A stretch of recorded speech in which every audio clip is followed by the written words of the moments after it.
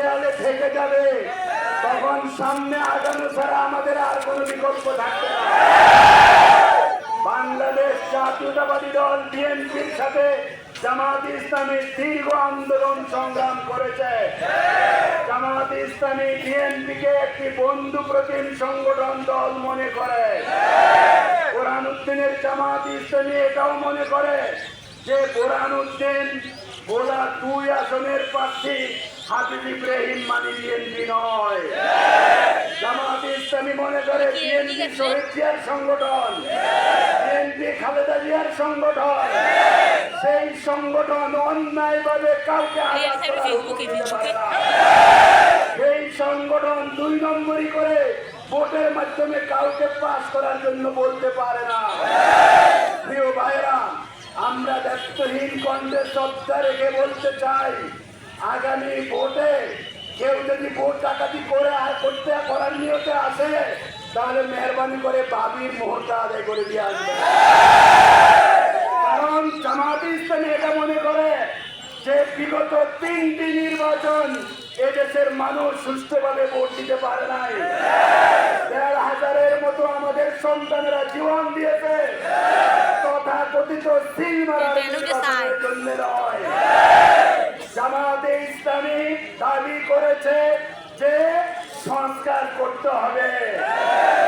ইতিমধ্যে সংস্কার শুরু হয়েছে। জামাত ইসলামী দাবি করেছে যে বিচার করতে হবে।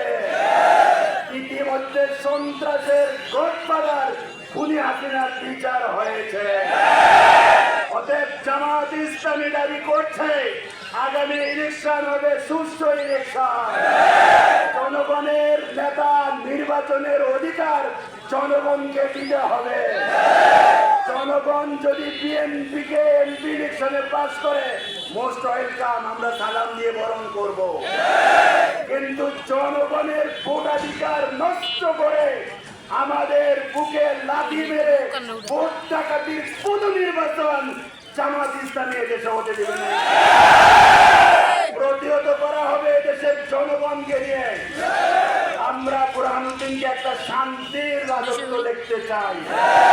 আগামী ফেব্রুয়ারির নির্বাচনের পরে আমাদের সবাইকে এখানে থাকতে হবে, সবাইকে ব্যবসা করতে হবে।